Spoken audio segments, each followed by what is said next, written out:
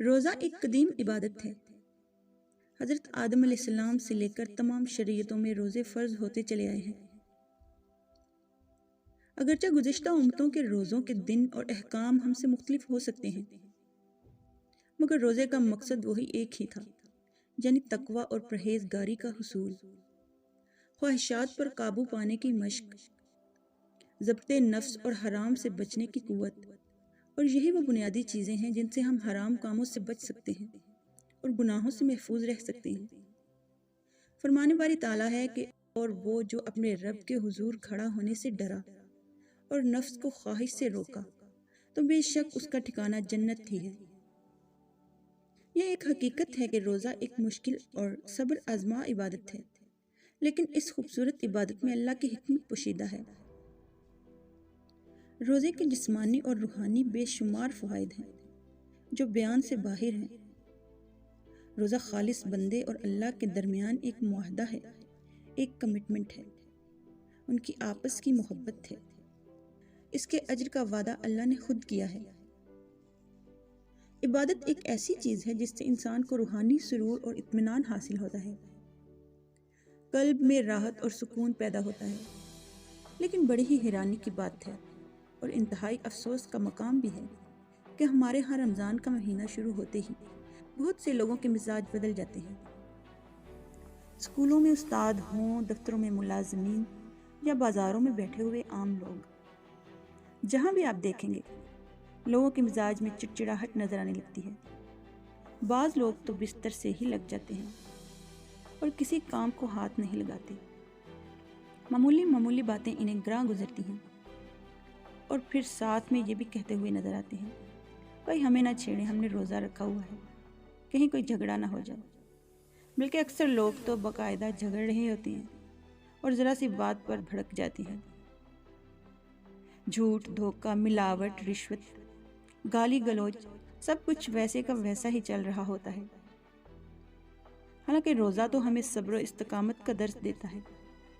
اس موقع پر ضمیر جعفری کی ایک نظم یاد آتی ہے: مجھ سے مت کر یار کچھ گفتار، میں روزے سے ہوں، ہو نہ جائے تجھ سے کچھ تکرار، میں روزے سے ہوں، میرا روزہ ایک بڑا احسان ہے لوگوں کے سر، مجھ کو ڈالو موتیے کے ہار، میں روزے سے ہوں۔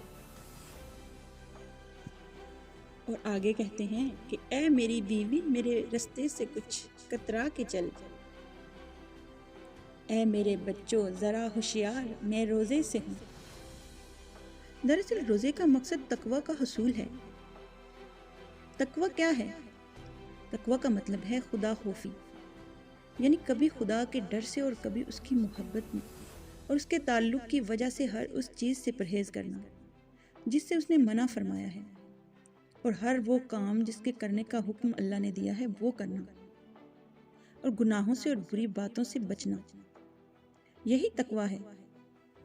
روزے کی حالت میں ایک مسلمان پر صرف یہی فرض نہیں کہ وہ طلوع فجر سے لے کر غروب آفتاب تک کھانے پینے اور جنسی تعلقات سے پرہیز کرے، نہ ہی اللہ اپنے بندے کو بھوکا پیاسا رکھ کر اسے اذیت میں مبتلا کرنا چاہتا ہے، بلکہ میرا رب تو چاہتا ہے کہ جس طرح اس کے بندے نے اس کی محبت میں کھانا پینا چھوڑ دیا، اسی طرح وہ اس کی محبت میں گناہوں سے بھی پرہیز کرے اور برائیوں کو ترک کر دے، اور وہ خالص اپنے رب کا ہو کر رہے۔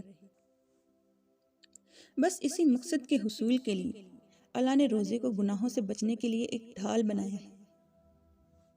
حالت جنگ میں جب چاروں طرف سے تیروں کی برسات ہو رہی ہو تو اس وقت انسان کیا کرتا ہے؟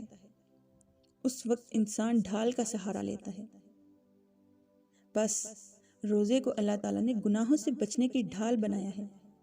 روزہ صرف کھانے پینے کو ترک کرنے کا نام نہیں۔ اللہ چاہتا ہے کہ ہم صرف پیٹ کا روزہ نہ رکھیں، بلکہ ہم آنکھ کا بھی روزہ رکھیں اور ہر اس چیز کو دیکھنے سے باز رہیں جس سے اللہ تعالیٰ نے منع فرمایا۔ ہم اپنی نظر کی حفاظت کریں۔ اللہ چاہتا ہے کہ ہم اپنے کانوں کا روزہ رکھیں اور بری بات سننے سے پرہیز کریں، غیبت سننے سے پرہیز کریں، جھوٹ سننے سے پرہیز کریں، گانے بجانے سننے سے پرہیز کریں۔ وہ چاہتا ہے کہ ہم اپنی زبان کی حفاظت کریں۔ ہم اپنی زبان کا روزہ رکھیں اور نہ صرف کھانے سے پرہیز کریں بلکہ جھوٹ بولنے اور گالی گلوچ سے پرہیز کریں، دوسروں پر الزام تراشی سے پرہیز کریں۔ اللہ چاہتا ہے کہ ہم اپنے ہاتھوں کا روزہ رکھیں اور کسی غریب پر ہاتھ نہ اٹھائیں اور اپنے ہاتھوں سے کسی کو تکلیف نہ دیں۔ وہ چاہتا ہے کہ ہم اپنے پاؤں کا روزہ رکھیں اور ہمارے قدم گناہ کی طرف نہ بڑھیں۔ بس اللہ تعالیٰ سے دعا ہے کہ اللہ ہمیں ان باتوں کو سمجھنے کی اور عمل کرنے کی توفیق عطا فرمائے اور روزے کے اصل مقصد کو پانے کی توفیق عطا فرمائے۔